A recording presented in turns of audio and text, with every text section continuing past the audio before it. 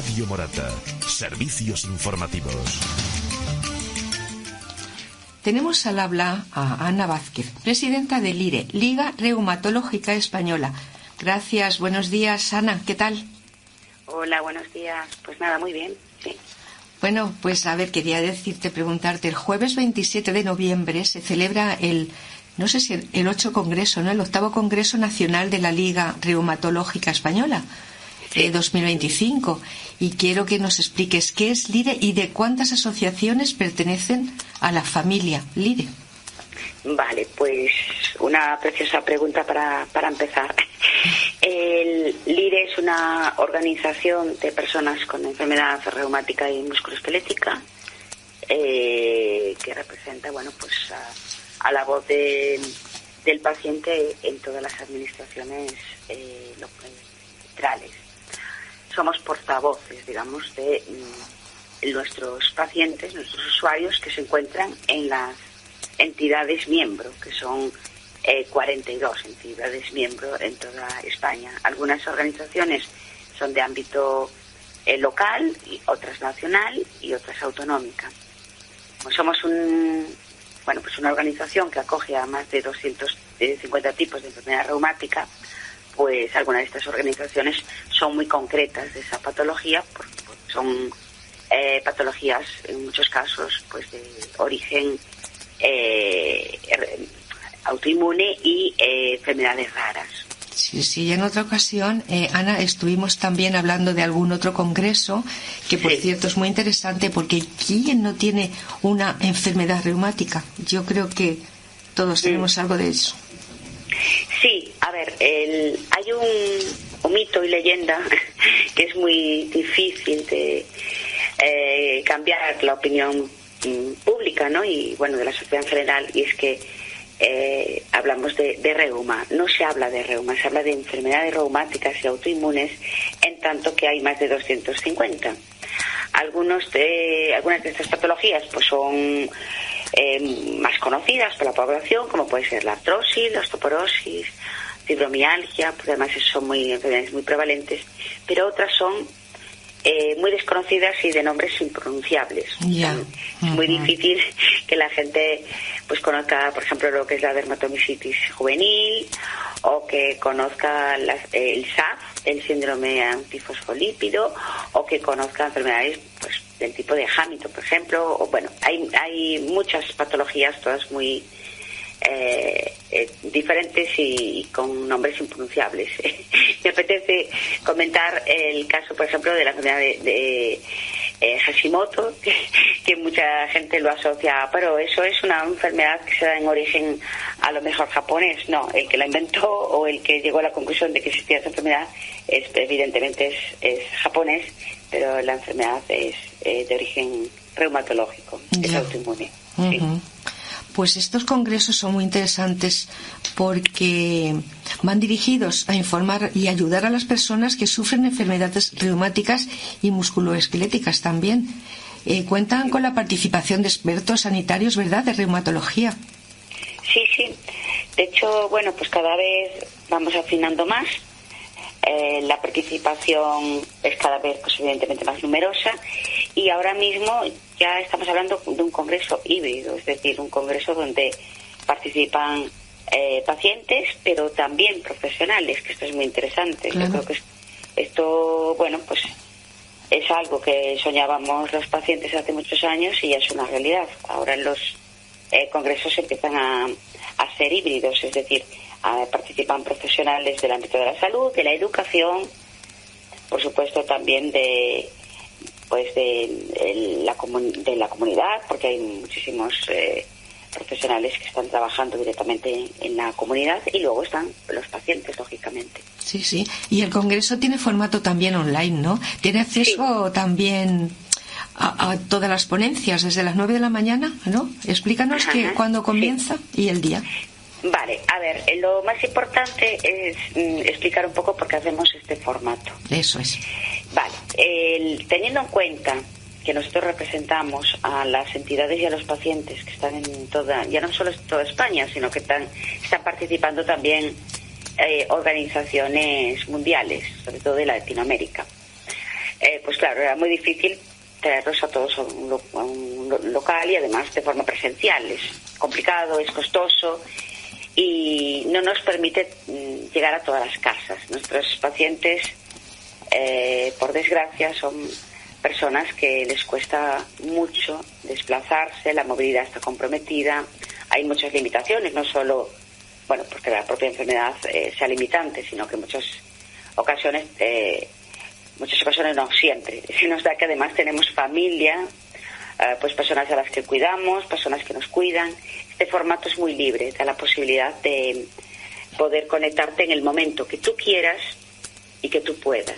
Ya. De hecho, aunque las grabaciones se hacen con anterioridad, va a estar a disposición de las personas que quieran pues ver las ponencias y también opinar, porque cada vez nos vamos, digamos, especializando más. Entonces, hasta ahora podías ver las ponencias, pero las mesas redondas virtuales, pero no podías hacer una participación directa, ¿no? Y la gente pues no podía hacer un poco la participación desde casa. Ahora sí.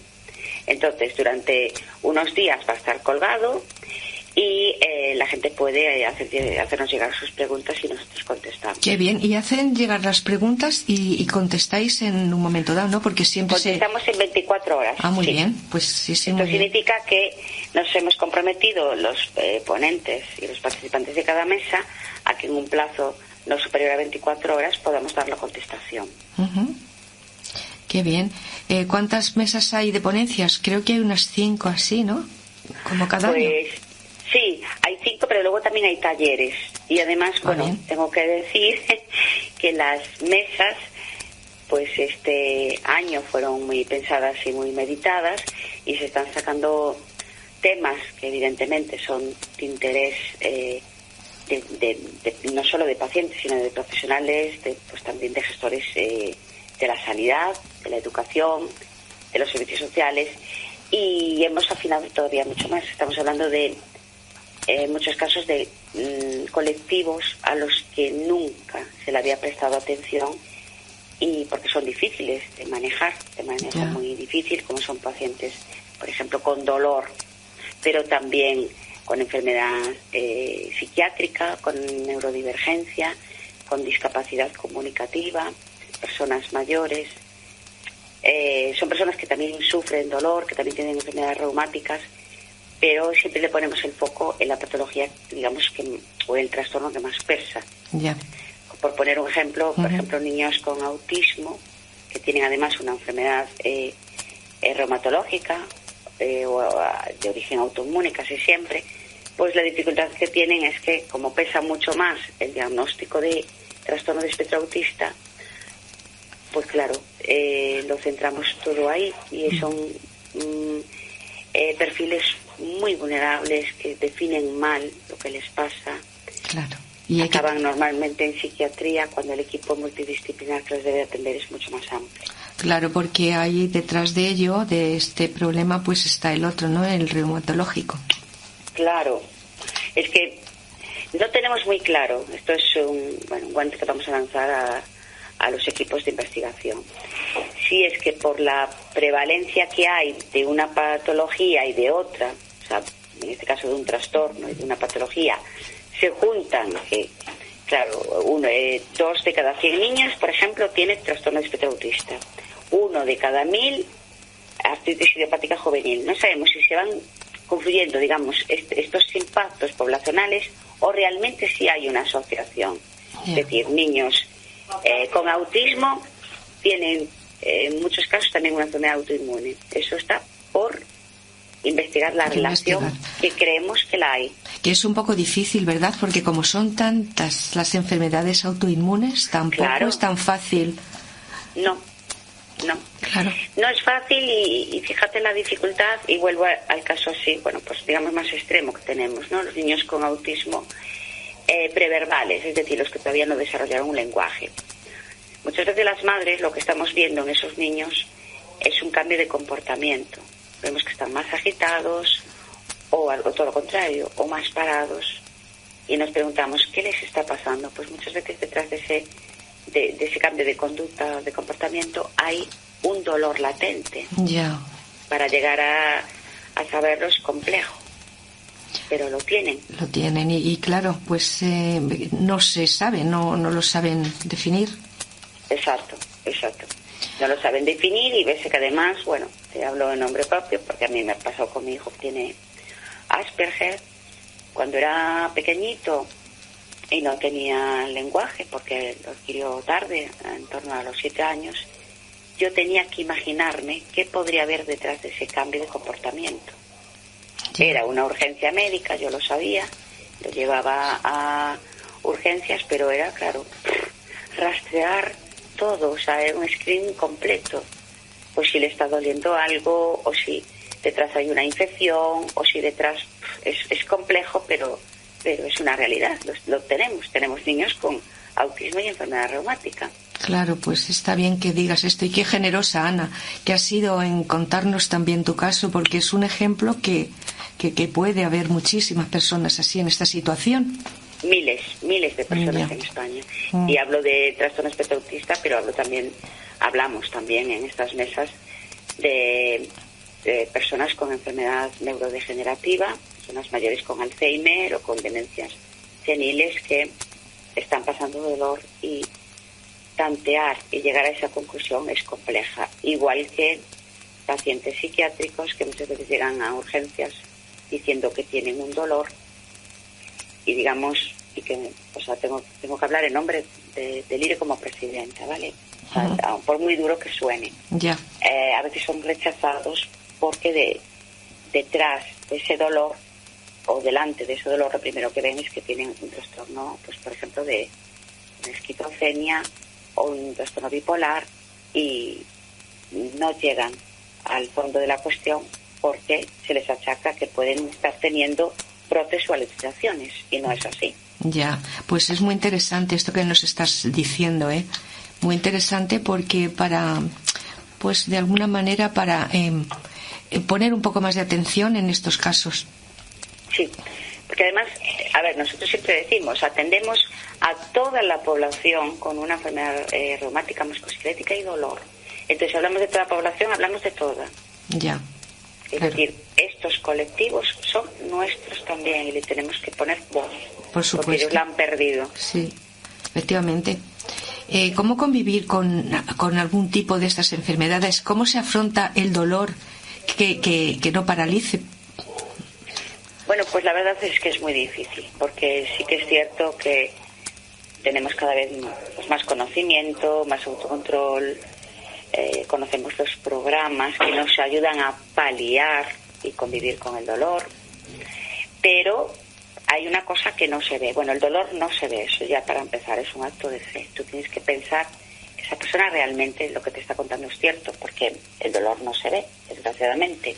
Uh-huh. No se nos pone en la frente un color que dice, bueno, esta persona pues sí, te está pasando dolor, eso para empezar. Y luego el dolor no solo es una sensación desagradable, no solo te lleva a tener inmovilidad, no es solo la parte física, es también la cognitiva, y esto es lo que nos cuesta muchísimo más explicar. Una persona con dolor es una persona que le cuesta pensar, decidir, gestionar, planificar. Las estructuras cognitivas se tambalean. Yo cuando tengo dolor no soy capaz, a veces, ni siquiera de llegar a mi casa sabiendo dónde vivo. Claro, y eso es una incomprensión por parte de los que te rodean, a veces. Por parte de los que te rodean, por supuesto, pero es que además yo hago un llamamiento a la administración pública. En muchos casos los reconocimientos de discapacidad, de dependencia, de incapacidad, se centran mucho en aspectos físicos, dejando atrás los cognitivos. Te voy a poner un ejemplo. Yo si soy conductor de un camión y tengo es muy prevalente, las lumbalgias, por ejemplo. Uh-huh. A veces les cuesta reconocer a los valoradores de la incapacidad permanente que ahí hay una merma en su trabajo, porque dicen, bueno, vale, pues que se pongan fajas lumbares, por ejemplo, o productos de apoyo. Es algo más. ¿Qué pasaría con un conductor que tiene que hacer a lo mejor 8 horas de conducción y pierde la concentración? Claro, con una lumbalgia que cuando da fuerte... Exacto, o sea, yo, bueno, siempre cuento esta anécdota, pero en una ocasión estaba dando un paseo con mi hijo en un parque, en una localidad desconocida, que no era la mía. Me dio un dolor de rodilla, iba con mi hijo que tiene Asperger y era incapaz de planificar lo que tenía que hacer. Claro, puede más el dolor, ¿verdad? El pensamiento del dolor. Exacto, y mi hijo dependía de mí, porque yo soy la adulta y yo no sabía salir de esa situación. Tengo que decir, siempre hay gente buena, y apareció un ángel, ¿vale? Una persona que notó que en ese momento pasaba algo, porque me vio sentada en un banco, paralizada y llorando, porque evidentemente me salió la tensión. Claro. Vio a mi hijo todo revolucionado, diciendo: mamá, levántate, levántate, tenemos que seguir, porque tenemos que encontrar la salida. Y esa persona se paró y me ayudó. Uh-huh. Siempre hay gente que reconoce el apuro de una persona con dolor y yo creo en la humanidad. Pues sí, y para que veas también, Ana, lo que significa en la celebración de estos congresos, porque en estas mesas, en estos encuentros, pues se aportan cosas muy, muy útiles. Exacto, sí. Y un conocimiento que a veces, pues yo creo que, aunque... Bueno, se tiene, porque evidentemente contamos con psiquiatras, con neurólogos, va a haber enfermería, están representadas todas las profesiones sanitarias y educativas, están los pacientes también, desde luego, pero a veces creo que vemos de forma parcial a la persona en lugar de verla en una globalidad. Uh-huh. Pues aquí en estos congresos, como también participan prestigiosos investigadores y representantes de entidades científicas, como dices, medios de comunicación y asociaciones de pacientes, pues esto es muy importante. Lo que sí había que hacer es darle un poquito más de, no sé, divulgarlo un poco más para que se sepa que hay todo este tipo de, no sé, claro, de cosas para que podamos estar un poco más informados. Exacto. Bueno, nosotros hay una mesa en concreto que habla de la humanización y yo siempre digo lo mismo, lo sé, pero es necesario. O sea, la humanización no es cambiarle el color a las paredes ni es poner bonita decoración. La humanización es entender que cada uno de nosotros somos humanos. Exacto. Es decir, no soy, por ejemplo, un número de paciente, sino que soy Ana Vázquez y detrás de mí hay yo soy una persona y detrás de mí hay personas que dependen de mí. Efectivamente.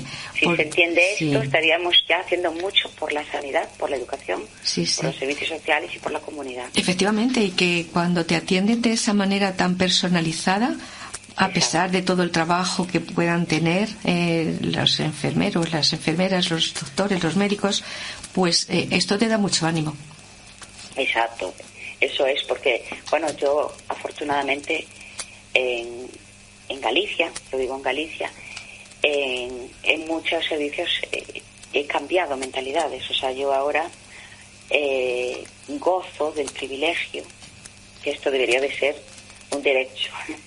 No debería depender de la humanidad de las personas, debería ser un derecho. Pero yo, por ejemplo, mis reumatólogos muchas veces me cambian las citas para que yo pueda conciliar con mi hijo y con mi madre, que también cuido. Entonces, eso ocurre también, eso ocurre en la seguridad social también, por mucho que se diga en muchos momentos en la sanidad pública esto ocurre, aunque debería de ocurrir, debería de ser habitual. Sí, no en todos los sitios, pero sí en algunos ocurre. Porque cada vez vamos más hacia la humanización que tenemos que ir, porque el impacto poblacional que tenemos de enfermedad reumática y musculoesquelética en España pasa de 11 millones de personas. Claro, es que es muchísimo. O sea, somos muchísimos, efectivamente. Y bueno, por supuesto me olvidaba, y es muy importante que se sepa que hay una mesa también que gira en torno a los cambios en las políticas laborales, para que podamos seguir trabajando en mucho tiempo, reestructurando y haciendo cambios en la legislación. El año pasado, cuando hablé contigo, se leyó un manifiesto por una atención multidisciplinar del dolor. Y esto es muy difícil, ¿no? Lo de pero ¿se ha conseguido en algún caso?